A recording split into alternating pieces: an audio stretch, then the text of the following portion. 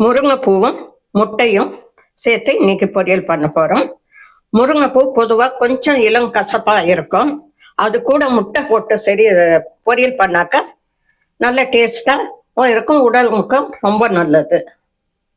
அதை எப்படி செய்ய போகிறோன்றத பார்க்கலாம் வாங்க. அதுக்கு தேவையானது முருங்கைப்பூ 1 கப்பு, சின்ன வெங்காயம். இதுக்கு சின்ன வெங்காயம் போட்டா நல்லா இருக்கும், பெரிய வெங்காயமும் போடலாம். ஆனா சின்ன வெங்காயம் போட்டா டேஸ்டா இருக்கும்.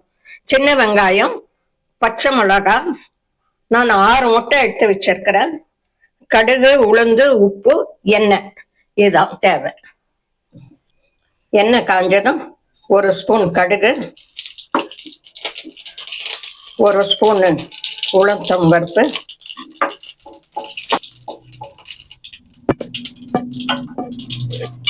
பொடிய நறுக்கின வெங்காயம்,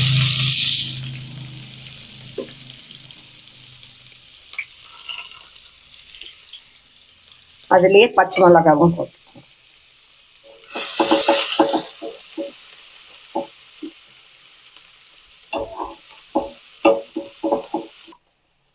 வெங்காயம் வதங்கிறதுக்காக கொஞ்சம் உப்பு,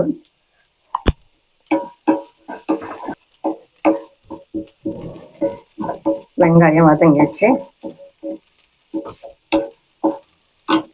இப்போ முருங்கைப்பூ போடணும். நல்ல பொடியை நறுக்கின முருங்கைப்பூ கிடைச்சா இதை உடனே செஞ்சு பார்க்கணும். ரொம்ப ரொம்ப நல்லது. ரொம்ப வேகக்கூடாது. முருங்கைப்பூ நல்லா வதக்கிட்டு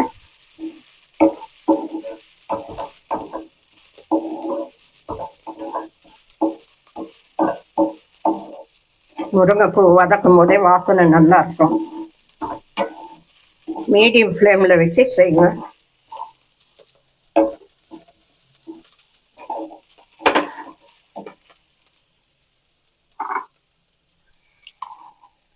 இப்போ இதுக்கு வெள்ளம் முட்டைக்கும் சேர்த்து உப்பு போடுறேன்.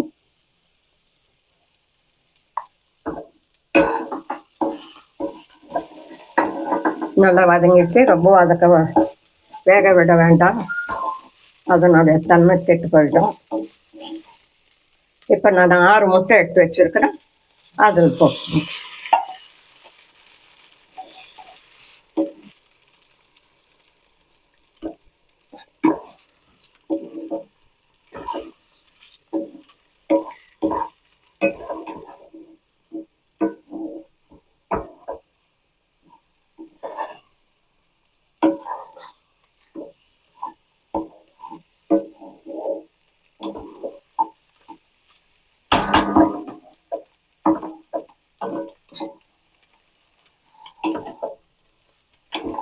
முட்டை முருங்கைப்பூ பொரியல் இப்போ ரெடி ஆயிடுச்சு. முருங்கைப்பூ ரொம்ப ரொம்ப ரொம்ப நல்லது. இது முருங்கைப்பூ கிடைச்சா இந்த மாதிரி செஞ்சு பாருங்க. ஹெல்த்துக்கும் நல்லது, எல்லாருமே சாப்பிடலாம்.